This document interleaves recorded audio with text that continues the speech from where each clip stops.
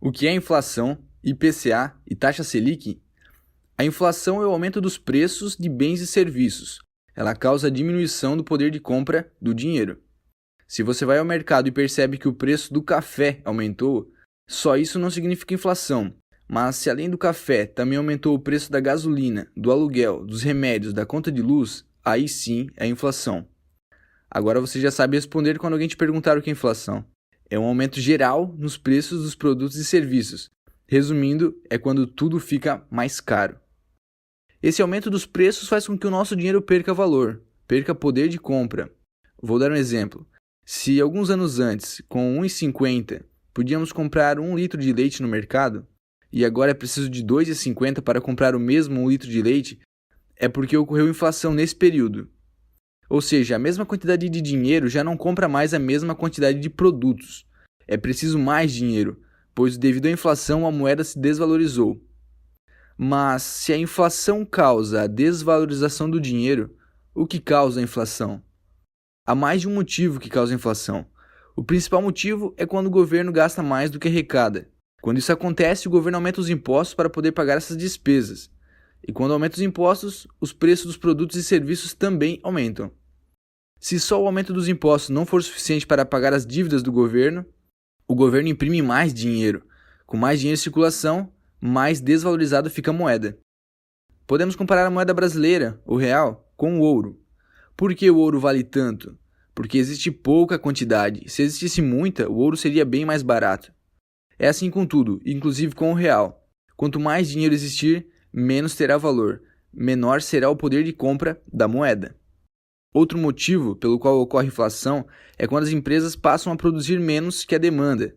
Ou seja, tem mais pessoas querendo comprar do que produtos disponíveis no mercado. Vou dar um exemplo. Uma fabricante de automóveis está vendendo seus carros por R$ 45 mil cada e produz 20 carros por mês. Porém, existe cerca de 30 pessoas todos os meses interessadas em comprar os carros dessa fabricante. Logo, eles não conseguem atender toda essa demanda e aumentam os preços dos carros, pois a procura está alta. Aumentando o preço dos carros para R$ 50 mil cada um, o número de interessados reduz, mas a fábrica ainda continua vendendo toda a sua produção mensal.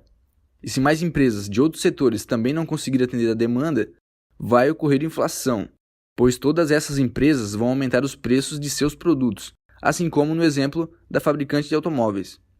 Bom, há outros motivos que também causam inflação, mas esses que explicamos são os dois principais motivos. Agora vamos falar sobre IPCA. Você sabe o que é?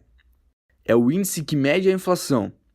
Em 2019, por exemplo, a inflação foi de 4,31%, e sabemos disso graças ao IPCA. A sigla significa Índice Nacional de Preço ao Consumidor Amplo. O IPCA leva em consideração 9 categorias para fazer a base de cálculo, e cada uma delas tem um peso diferente no índice.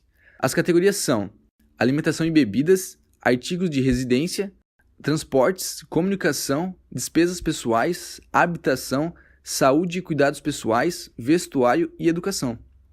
Além dessas categorias, ainda são divididas em outros subitens. No total, o IPCA mede as variações de preços de 465 subitens alocados dentro dessas categorias. Quem faz o cálculo do IPCA é o IBGE, todos os meses. Certo, já entendemos que a inflação é o aumento geral nos preços, e o IPCA é usado para medir a inflação. O que é a Selic? E qual a relação dela com a inflação? A Selic é a taxa básica de juros usada para controlar a inflação. Bem simples de entender. Essa taxa de juros surge dos empréstimos entre bancos. Sim, apesar de serem concorrentes, os bancos emprestam dinheiro entre si. E por que fazem isso? Porque todos os dias as pessoas sacam e depositam dinheiro.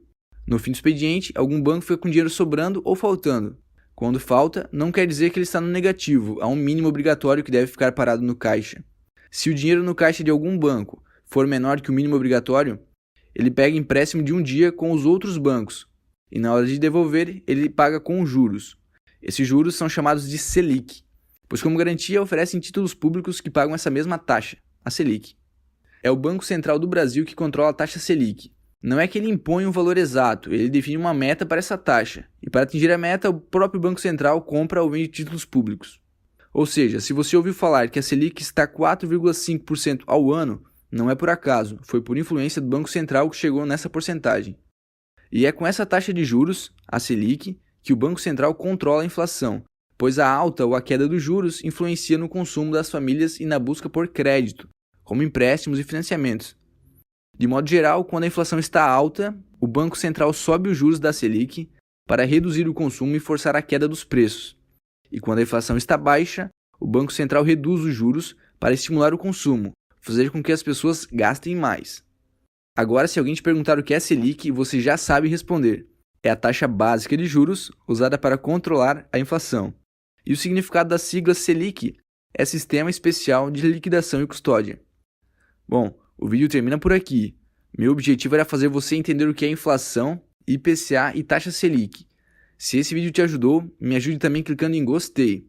E se você ficou interessado em conhecer melhor o mercado financeiro, inscreva-se no nosso canal e acompanhe os outros vídeos para aprender mais. Obrigado pela audiência, forte abraço!